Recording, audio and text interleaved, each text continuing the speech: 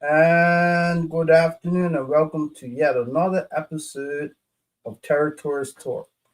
Territories Talk was founded in online version was founded in 2021 by myself and my cousin Shayna in Archer in the Virgin Islands and Eden Hurlston in the Cayman Islands in order for us to bring stories about things that's going on around the British overseas territories in particular. That would be Anguilla, Bermuda, Cayman Islands, British Virgin Islands, Montserrat, and Turks and Caicos Island, and also the stories of the ordinary people so we can inform and unite our people. Today's special guest is Minister Diallo Rabain, JPMP, and I will now bring him on to let him introduce himself. Good Good afternoon. afternoon, Minister. Good afternoon, Chris. Good afternoon to your listening audience. Yes, my name is Diallo Rabain. I first entered frontline politics in 2011 when I was named as government senator by the then Premier, PLP Premier Paula Cox. I was then reappointed to the Senate in 2012 after we lost the election as the opposition leader in the Senate, which I stayed in the Senate until February 2016, where I was elected to the House of Assembly as an opposition MP by way of a by-election. I then stood in the general election in July 2017, in which I was successful in retaining my seat, and I was named as the Minister of Education at that time. I was successful in re-election in 2020 and again in 2025. In 2025, I moved on from being the Minister of Education, of which I spent 7.5 years, which apparently makes me the longest education minister in Bermuda's history.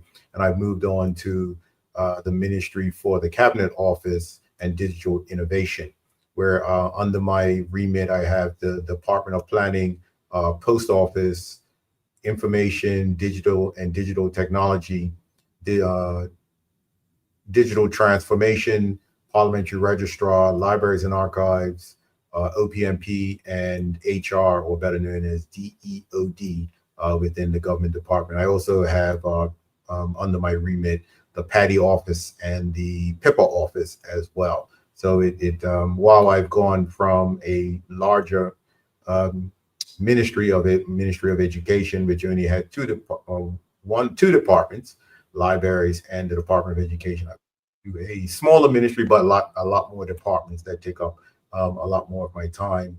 But I'm happy to be able to serve the people of Bermuda in the capacity that the Premier sees fit. Okay, and thank you for that, Minister. So what we're going to do, we're going to go through a little bit of, as they used to say when we were growing up, a little bit of show and tell.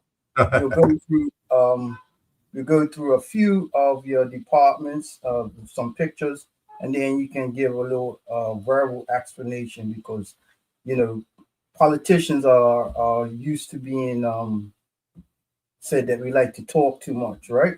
So sometimes we have to let the pictures do the talking. So that's what we're going to do right now. Okay, sure. So, obviously that that by idea, as they say in the Bermudian context vernacular. Oh, sorry, 1 minute. Okay, 1 minute.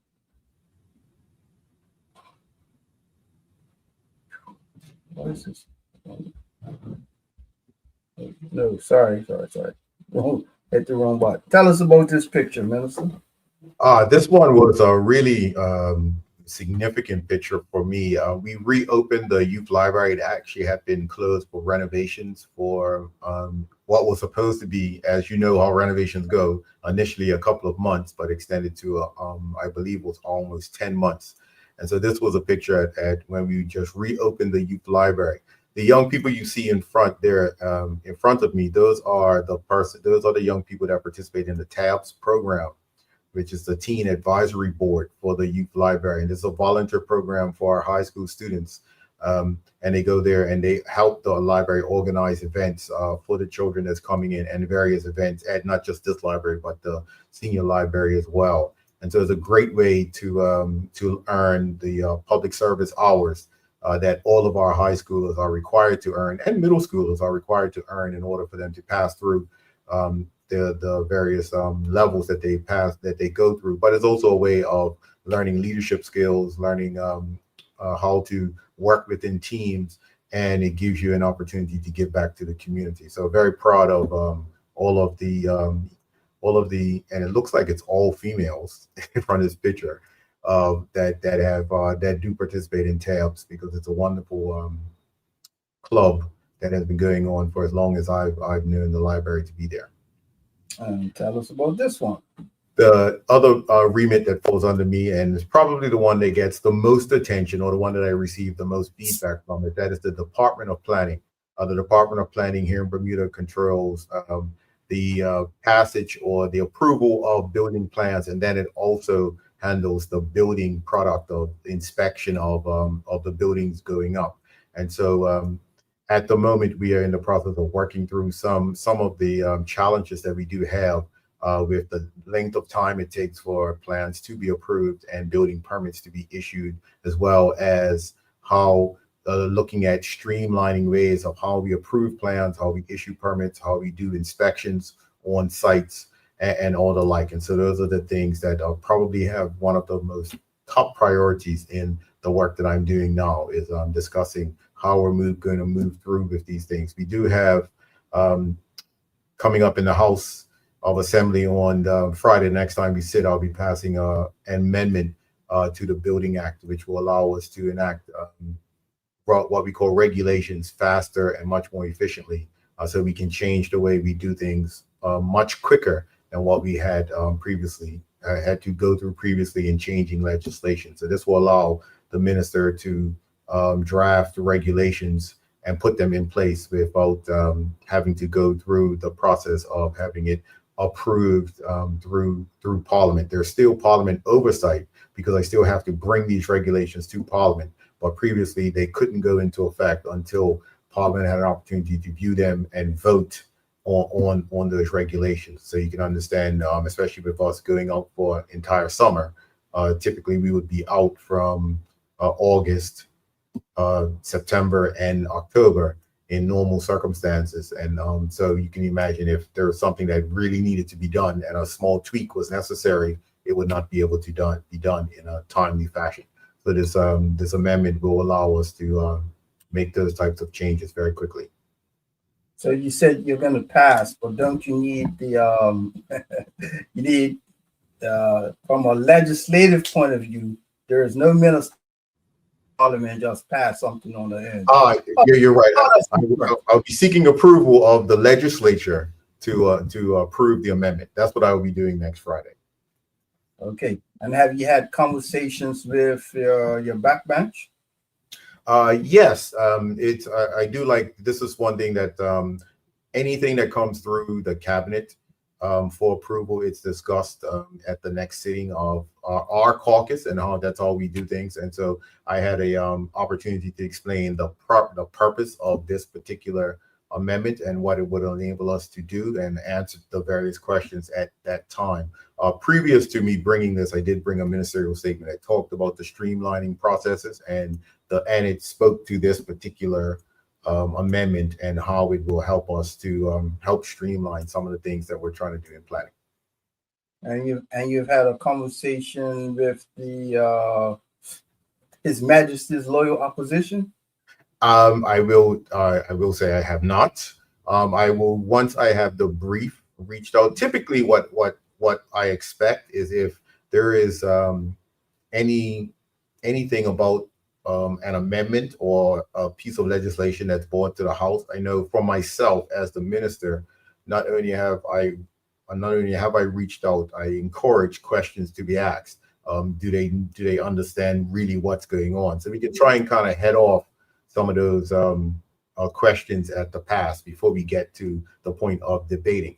And so at the moment now, I'm getting the brief put together, and once it is put together, I will contact them and see if there's any questions or any particular things that they may unreadiness they may have, so we could deal with it and hopefully have a conversation about it and explain that doesn't stop them on the day of raising objections and the like. But I try to explain anything that's not understood prior to us going into the House for debate. Oh, you mean them having theatrics? That's what you. Well, it's politics. It wouldn't be the same if someone didn't get up and have something to say, to try and illuminate their point, even though it might not be a valid one. So who is your shadow minister? Shadow minister is Robert MP King, and so interestingly, it's real. It's I think most of us have really good relationships within the House, but he's just one person I don't have his contact number officially. I've managed to get it, but I can send it to you. I've managed to get it, but I will be trying to reach out to him and answer questions and encourage him, as I did with education, encourage the opposition to come and ask the questions versus guessing. And because guessing doesn't help any of us, because all it does is just lead to back and forth that could be avoided. And I like for us to have discussions around the substantive issues and not what I think, what I suppose, or what I guess is going on. All right, so let's move on. Tell us about this picture. Now, the General Post Office falls under my remit. It's interesting when we talk about post office, because one of the things you'll hear worldwide is people are using email and more electronic means and to move forward. Interestingly, there's still quite a bit of volume of actual paper mail that gets done in Bermuda. And so the post office is pretty efficient in getting the mail out and stuff, but it doesn't mean they're not looking at ways to modernize and ways to do things differently. Some will have heard that they offer a parcel service now. If you're shipping goods from the U.S., they have a parcel service that actually does that. It's in a bit of there's a bit of kerfuffle around that with some of the local parcel shippers. But that's going through the processes it needs to go through. But in the interim, everybody is still operating. And if I would encourage persons to check out the Bermuda Post Office. I've used it in the past. It's not as fast as some of the other shippers, but it's definitely much more economical to use. So if you got something that you're not trying to get here tomorrow, this is a really, really good service. The parcel service they have is really, really good. Other than that, the production of stamps, the production of ceremonial stamps, and the like is still done through the Bermuda Post Office. And I know there's still people that collect the stamps. Interestingly, Chris, when I was younger, I was a stamp collector as well. So I recognize how the people that want to collect them. And so like when they have fresh issues of new stamps and stuff, and they have the first ones, you have people rushing there to pick them up. But as someone who previously worked in this building, when I first returned to from university, I worked for Public Works, which is on the third floor of this building. I can personally say, going in there now, you don't see the level of traffic you used to see when I started working for government back in the 90s. But they are always looking to reinvent themselves, and they're constantly coming with different ideas of how they can do things differently. And so the post office is one of those offices, like the public transportation. It's something governments need to provide, and it's not something that's necessarily always going to be a money earner, but it's a service. It's a public service that all countries need to provide. Public transportation and post office services, as well as public education and the like, are things that I get a little rankled when I hear people constantly talk about this from the perspective of how much does it cost versus what is the positive impact it has on us as a society. And that's something that we need to kind of change the narrative around when it comes to talking about services like the post office, public education, and public transportation and the like. How many staff, to your knowledge, are currently at the post office? That is a good question, Chris. I wish you had sent me that earlier. I can't grab that from the opposition got a mail? No, I can't grab that from the budget book. If you give me something real quick, I can definitely get that. But I will say, And I remember this from the budget debate that every single employee at the Bermuda Post Office is Bermudian. Okay. And so, don't worry, I'll find it somewhere.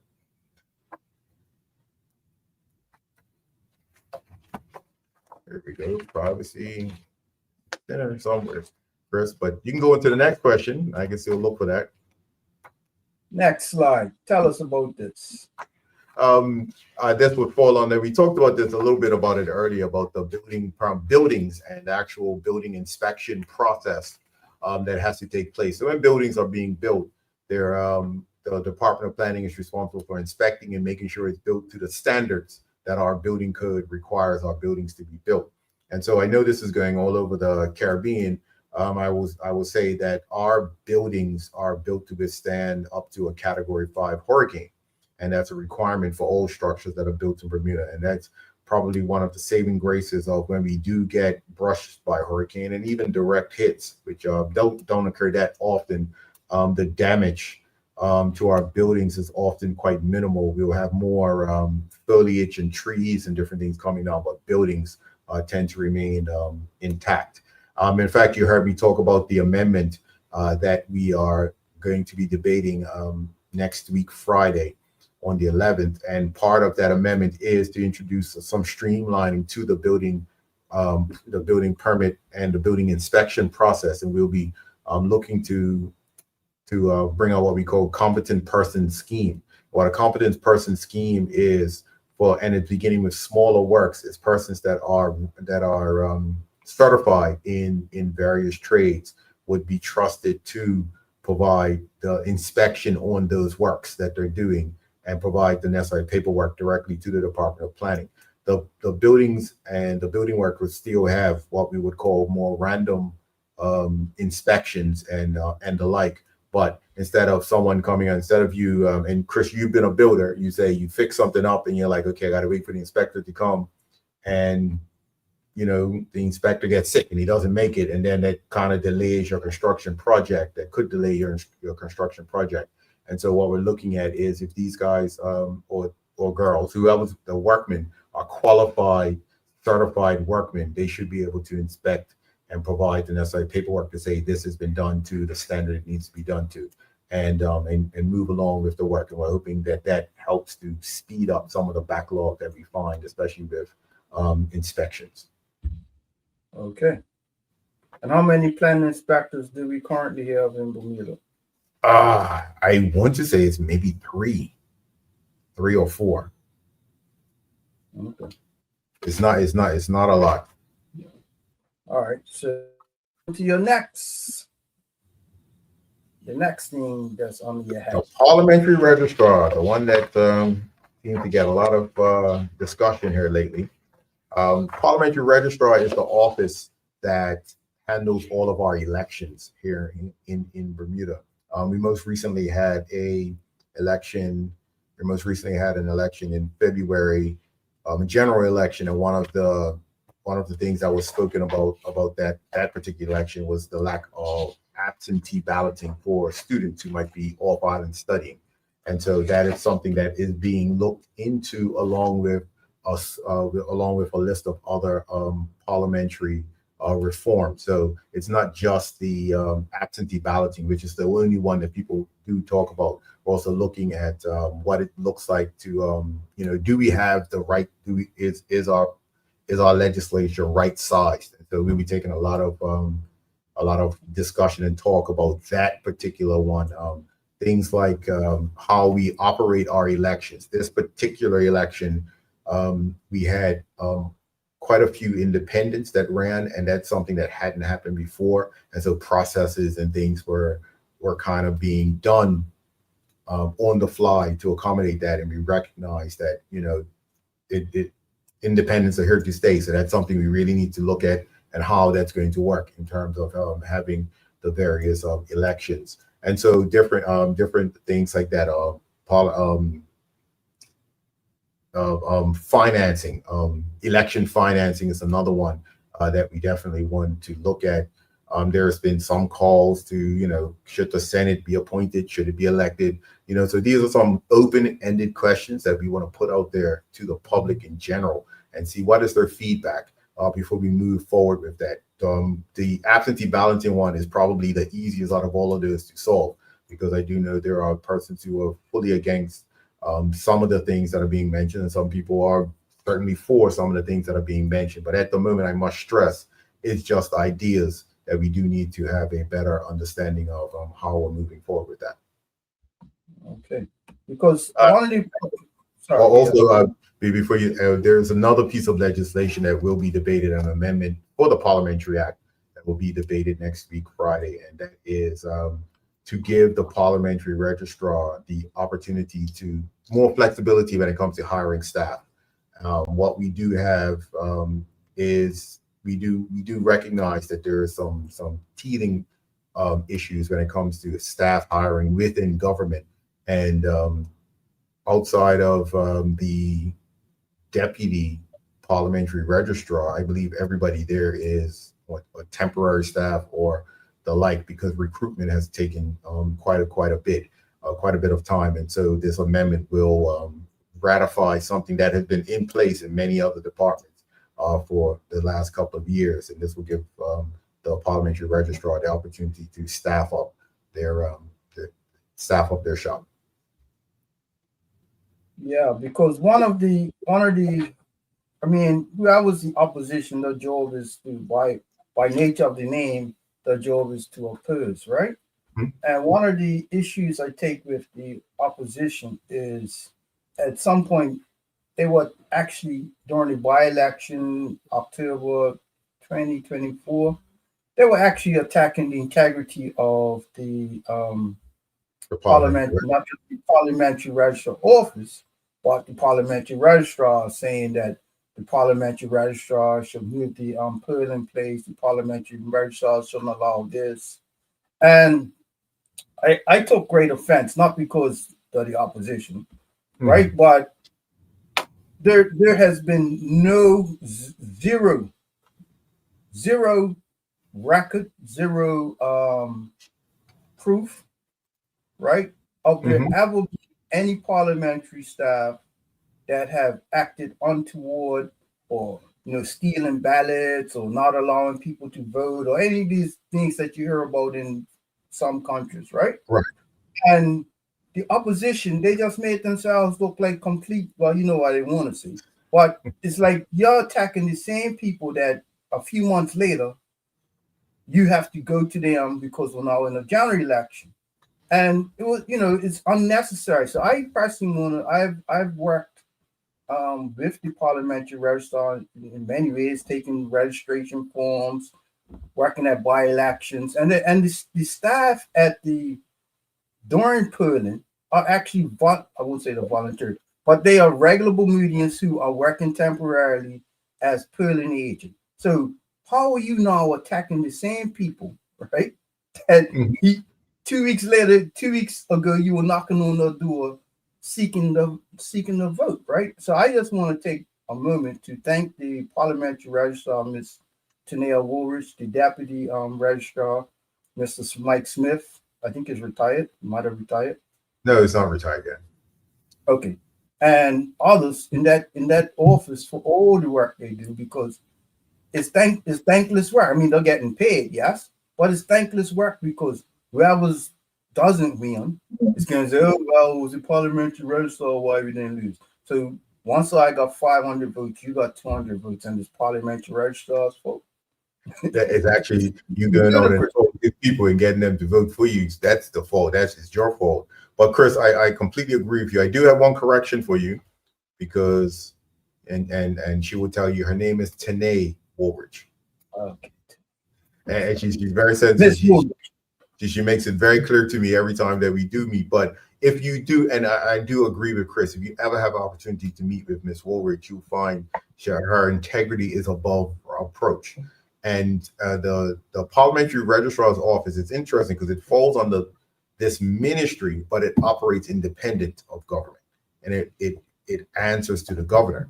And so it's anyone who thinks that I can go in there and say we must do this, and do it right, and hurry up and do it. It absolutely doesn't happen that way. While the legislature controls what the legislation is, we still have to work with her to make sure that these things are practical and they can work. And one of the things that I have discussed with her is, to avoid those types of incidences that we have is to have, just a simple laid out document that says, here's what we're doing and here's why it's done. So there's no rush. So people understand, because part of it comes from the fact that people just don't understand sometimes why things are done the way it is done, and because they don't understand, it gives some room for them to start to criticize. But as long as it's laid out that this is how it's being done and why it's being done, I think we'll see those types of remarks subsidizing. Again, Chris, I go back to where I talked about the not used to having so many independents running played a part in that of trying to organize what normally is a two-party system in Bermuda, and then we had the third party, and then we had all these independent. We had 4 parties this year, and then the independent party. You go to 5 party, the independent party, and it was just different from what we've ever done before, and some of the rules that we had in place just were just impractical. I go through some other stuff as well, but I don't want to hold us up on this one too much. But all of these things are the types of things we're looking to see how we can make sure we have certain things in place to ensure a much smoother election, whether it be by-election or general election next time around. All right, so tell us about this. The Public Access to Information Act. This was something that was brought into play, which basically gives the public the opportunity to make requests about information, to find out information that predicated or led to decisions that the government had made. And so it's something that's been enacted in most countries around the world. I think in the States they call it freedom of access, freedom of access or something like that. In the UK, it's most countries in the world provide the regular citizens an opportunity to request information from government about decisions that have been made. I mean, there are some things that are exempted from being put into the public discourse, but in the most part, most things are able to be put out there. So this is another one of those departments, like the Parliamentary Registrar. It falls under me, but the office of the Information Commissioner sits outside of government and reports directly to the governor and not directly to government. But when it comes to operations and legislation and different stuff like that, that falls under the legislature. So that's why it's the minister is there. Okay. What about this one? Being as you're quite knowledgeable of your. This one is interesting, the PIPA Act, and it only came into force this year. And so basically, this is the framework that talks about what can be, if you're collecting people's personal information, there's regulations around what you can do with that, how it needs to be stored, and how do you manage that information. And so this one is it's all about data protection of persons' personal data. And as I said, it's coming to effect only this year. And so you have a lot of companies, you have a lot of personnel kind of working through the bits and pieces and can be compliant. But for the most part, most people were compliant. Most companies were compliant when it came into effect, and they're just building out what their PIPA offices are looking like within their organizations. Again, this is something that is probably in most countries. Believe it or not, Bermuda is more stringent than, say, the U.S. at the moment. And so there's in some ways we kind of differ from what it is they're doing, and they've actually reduced some stuff under the current administration as well, I believe. But that is what this is about: protecting people's personal information and providing companies or anyone who collects personal data with clear guidelines on how that data is to be stored, how that data is to be used, and what of that data remains secret versus what can be shared with the public. All right, so tell us about The libraries, this is the libraries and archives. Well, this is the archive section. They're on the left. Well, you see me in the foreground, but they're on the left. Is the manager of the archives, and I can't remember this young man with the dreads, but he's there recording information. Apparently, the archives in Bermuda is very well known throughout this region, including the U.S., and we get scholars coming down to Bermuda on a regular basis to look at our archives and do some research and digging. It's quite extensive. Any Bermudian, I encourage you to go down there if you want to find out information of your great grandpa, and for persons like me and you, Chris, what boat they may have come on, or where they may have worked involuntarily when they came to Bermuda. That you could actually find out information like that down there at the archives. It's absolutely an amazing place to go. And when you see the number of records and the way these guys are, they archive the records and keep them safe, it's just incredible. What we were here on this particular day is one day of the week is National Archives Week, and we would and they set up different displays. And what they had in this one, they had set up displays of two artists, one from like the mid 1800s and one from the late 1800s, who incidentally had paintings of the same scenes, but it was, you could see the difference between the two. And they use watercolors. One used a different type of watercolor, and so one was like really much brighter, and the other one was much less bright and a little bit more dull. And so they were just showing off some of those archived, some of those things that they keep down there. And it's a climate controlled place. It's, you might have to put on your jacket because it's kind of cold down there for some people, but it's a really interesting place. And if you are anyone out there that's doing any sort of genealogy or looking to put together their family tree, this would be a great place to find out information about your Bermudian family going back, to the 1800s at least. Okay. Yeah. Well, that's the thing, Minister, is that a lot of us, let's be frank, right? Bermuda is a British colony. Bermuda was, I don't want to say discovered. According to history, Bermuda was discovered by Juan de Bermudez, hence the name Bermuda, right?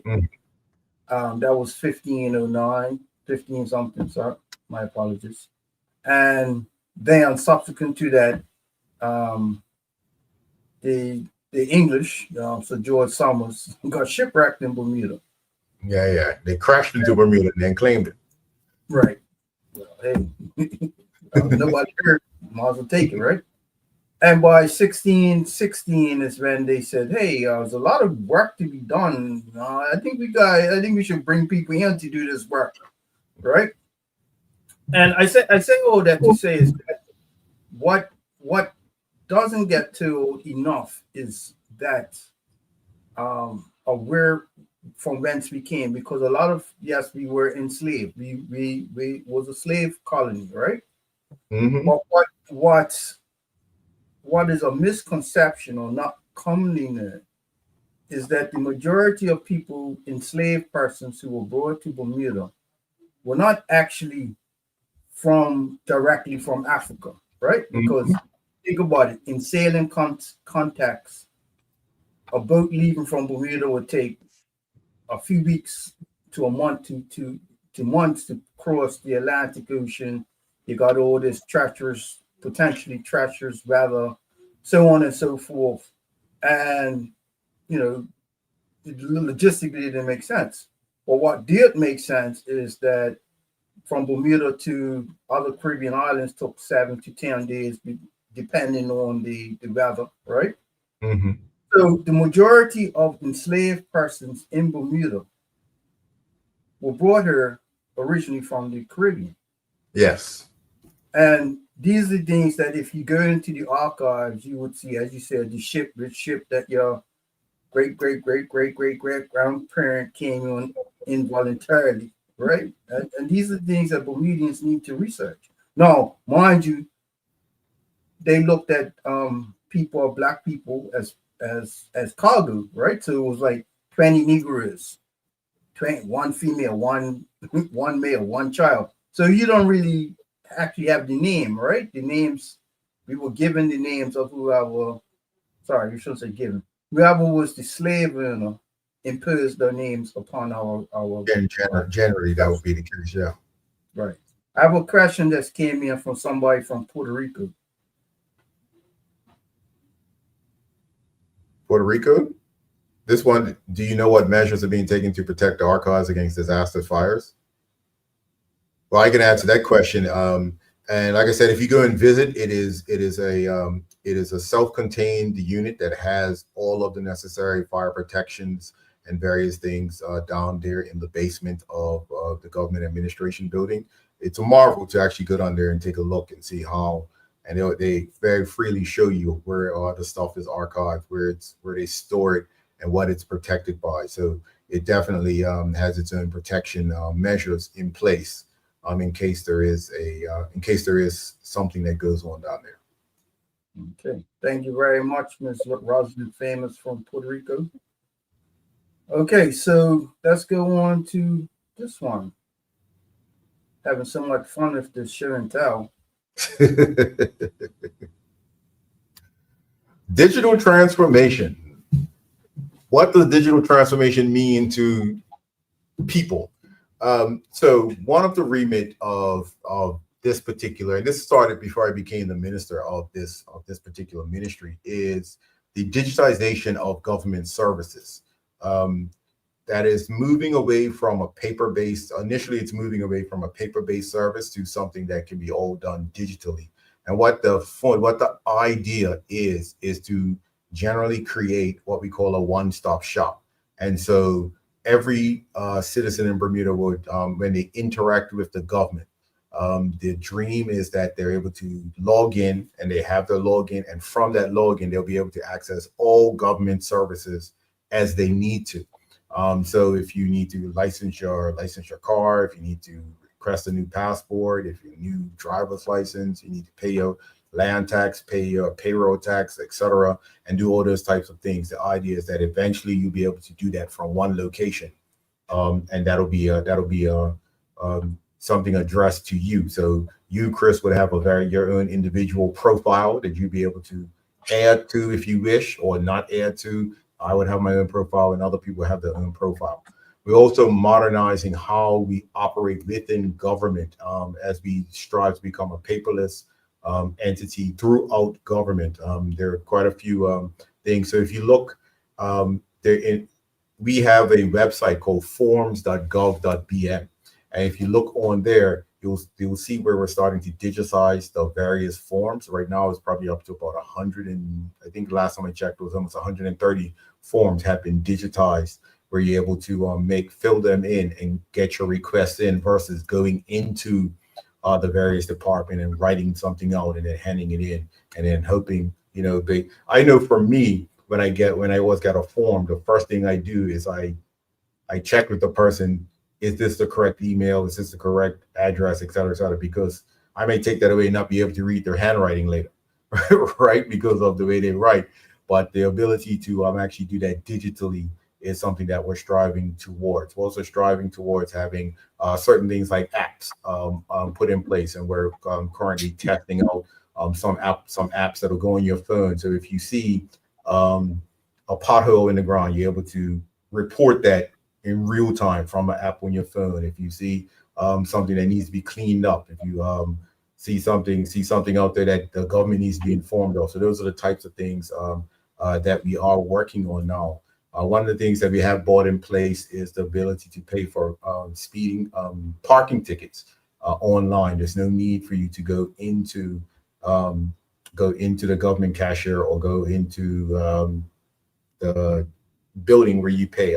Dame Lewis Brown Evans building to pay for a parking ticket. You can actually do that online now if you wish.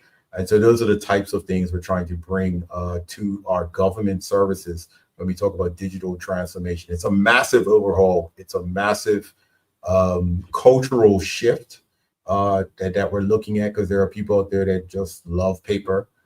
including government workers still love paper. And so it's a gradual thing that we're moving towards, but it's been chugging along for just about 2 years now.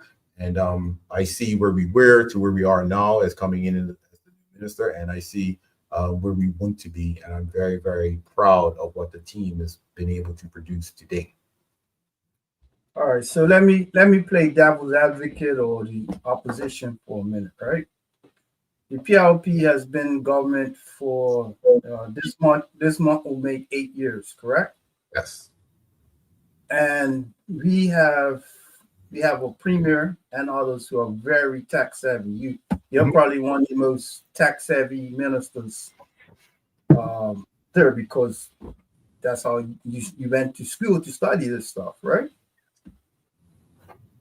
So the question that the public will ask is, why is it taking so long for us to get beyond COVID? Why is it taking us so long to get to where we are now, or where we should be? Well, listen to what I said in my statement: cultural shift.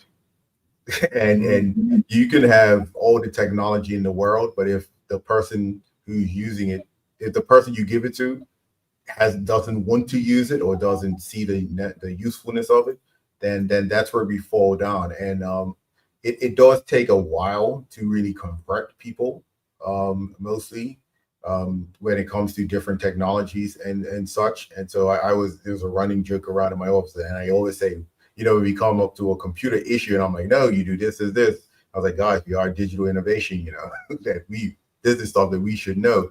And so I see firsthand some of the difficulties and some of the reluctance to move towards that. And so one of the things that I've asked as the new minister is, we need to have a training strategy of how do we get people to get used to this new technology and start to use it.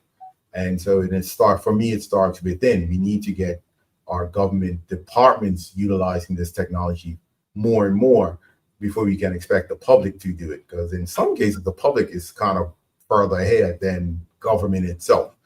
And so and so that is one of the biggest hurdles is just the cultural change. The other hurdle that we do have is over the years, government services have been put together because to do what it needs to do.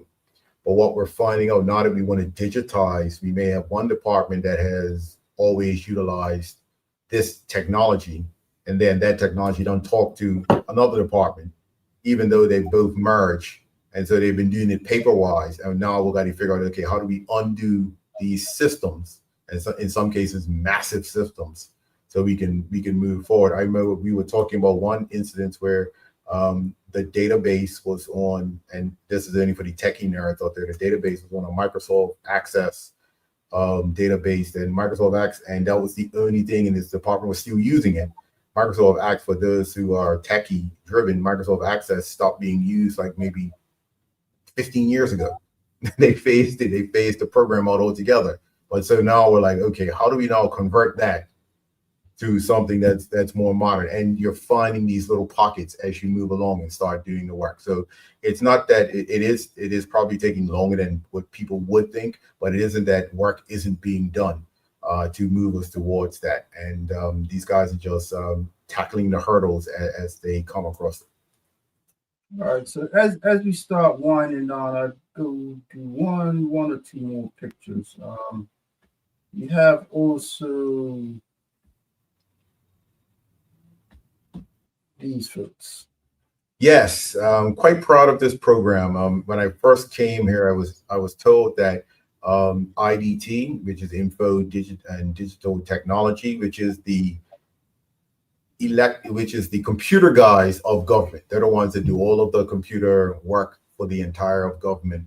And so they had a dream of having an apprentice program introduced, but they needed funding for it. So I'm so happy that we were able to reroute funding towards this program. And so these three persons are in the IDT apprenticeship program. They're all college graduates with degrees in computer science of some sort, But this program is they're traveling around and working in all the different departments of IDT to gain the knowledge necessary to figure out where they want to specialize in the information technology field. And so this program is going to last for 3 years. They'll be there for 3 years, rotating through the various departments.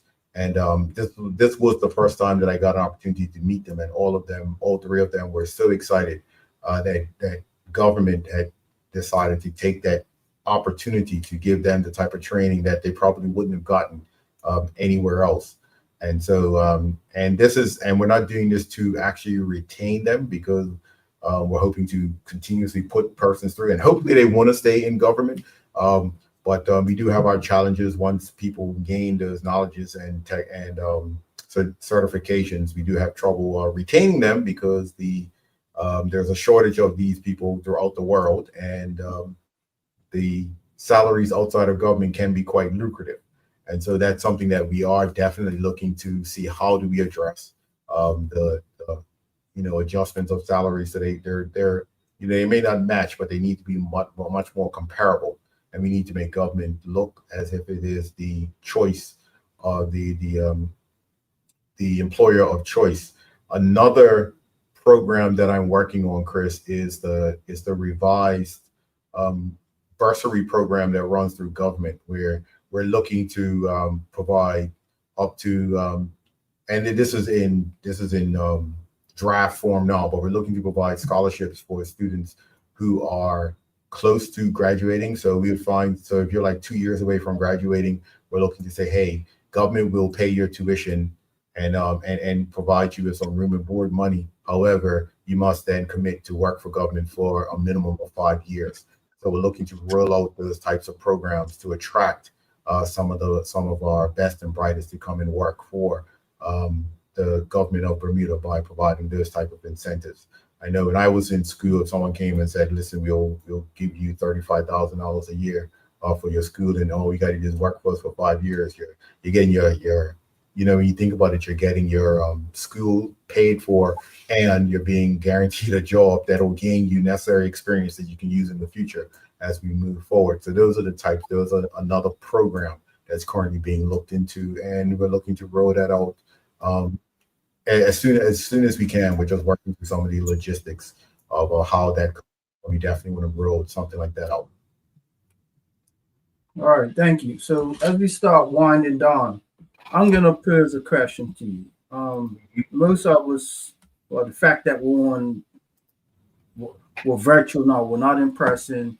Many people are watching this from around the world, and people will, as we send the recording out to our affiliate stations, people will be able to watch it on their devices.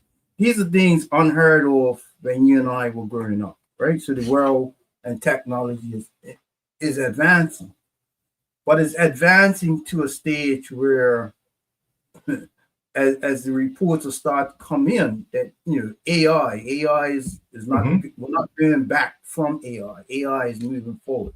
As AI comes into the equation, a lot of administrative jobs, a lot of middle management jobs even could actually be essentially wiped out, because you could program AI to do a lot of this stuff, reading forms, like somebody writing a form for they want a new license, they want a new, why do I have to take this in person? I could just type this in on an app and get my license renewed. So these are the things that companies don't grapple with it, because they see this as AI as a way of, I could cheapen my I could cut down on my labor force. Oh, great, let's get it on.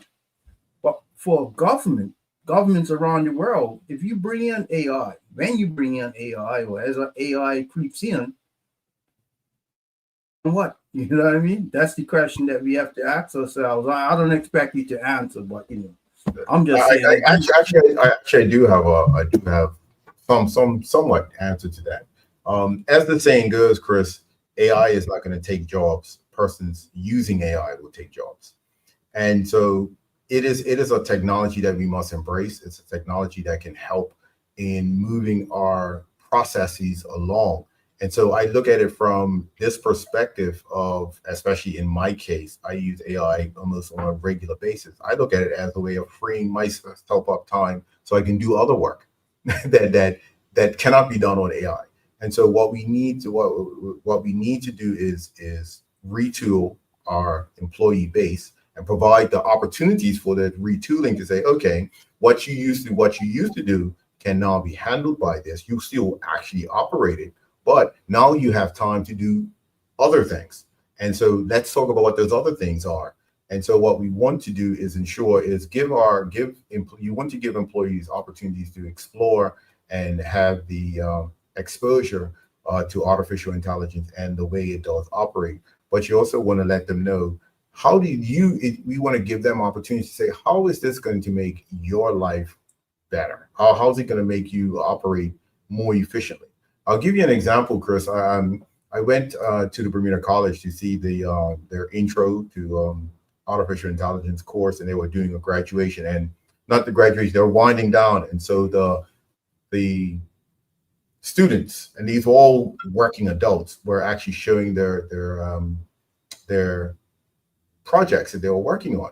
And it was one project that, and there was a bunch of them, but I'm going to talk about one project that this guy was a building super, or he was the maintenance guy in a building, and he had an issue. It was like, okay, when something goes wrong in the building, people report it. I got to go and check it out and do those sorts of things. He used the course to come up with a methodology of how people report their issues within the building. How then he uses artificial intelligence to vet those reports and then put them in an order of what is critical, what is medium, and what is low priority.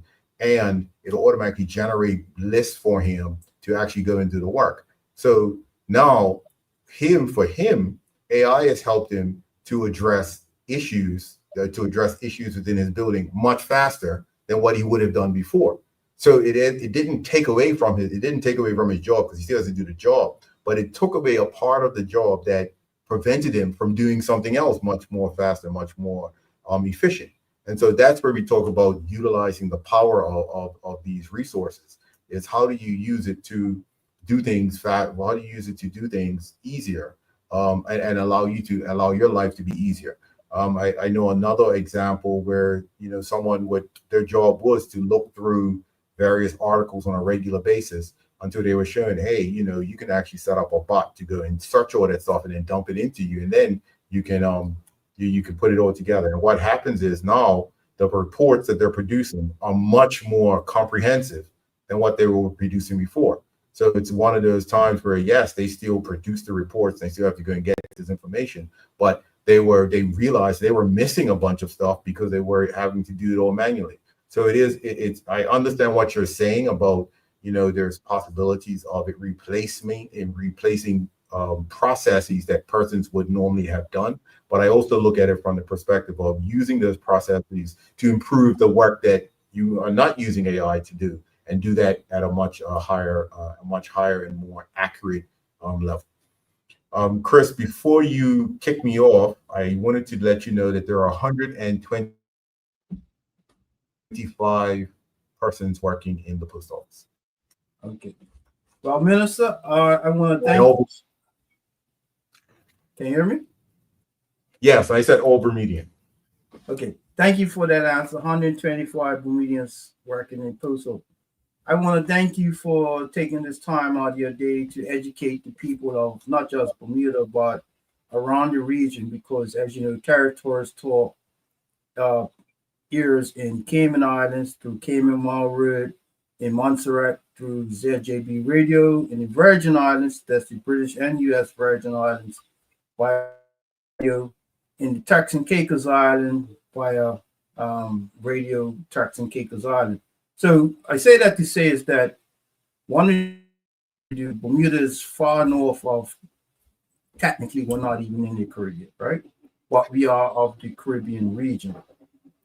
Yes. And one of the things we have to do, and as a government, is to inform our family members, because that's what they are, of what we're doing up here, because a lot of things that we're doing up here, a lot of things that we're doing up here is stuff that they're looking at us and saying, "Hey, that sounds pretty, smart." Yeah, and we're happy to share. Yeah, and I think next week or sometime or the other, you're traveling to a conference in Bahamas, Nassau, Bahamas. and what is this conference? Yeah, it's the Canto conference, and what Canto is, it's really the Canto is really it's the telecommunications and digital innovation that we're going to be working on. And so what it is they're a Caribbean association that talks about shaping the information, communications, and technology industry in the Caribbean region. And so we'll be they're having a conference down there, and it's quite a few people that's going to be going. Interestingly, Chris, as you know how Bermuda goes, I was having lunch today on the side of the street, and someone walked by and says, "I'm going to be in Canto next week, so I'll see you there." Right? And I was like, "How did they know I was coming? I don't know." Sorry, Minister. It's actually on LinkedIn. Oh, is it? Is it? Okay. Yeah, that I didn't know. This what in the information age, Minister. I mean, I assumed that Canto had posted it at somewhere, because they did come here, and I met with the director of Canto, and we talked about the things. Because when he said telecommunications, I was like, okay, that's not really my where I am. But he said, no, the information technology and the digital transformation stuff. We would love for you to come down here and be a part of this conference, and have part of the open discussions around it. So I'm happy that I will be there to participate for sure. Yeah, and this is the thing that I'm gonna take a moment to help inform the naysayers, right? A lot of the naysayers like to say, "Oh, we're not in the Caribbean, so why should we be involved in CARICOM? Why should we be involved in this and blah blah blah," right? And the reality is, although geographically we're not in the Caribbean, right? Right. People in the Caribbean, right? And you part of the reality, you have the Bermuda, the what they call that, the commissioner of police in Bermuda is now been elected as the I don't want to say president, but the chair of the Caribbean Police Commissioners, right? We have someone under your, I shouldn't say under, but someone you work with, Mr. Sam Brangman, all right? Yes. Sam Box Brangman is the vice president of the Caribbean Postal Union, right? Yes. We have every year we send I won't say hundreds, but every year we send our athletes down to some island or the other for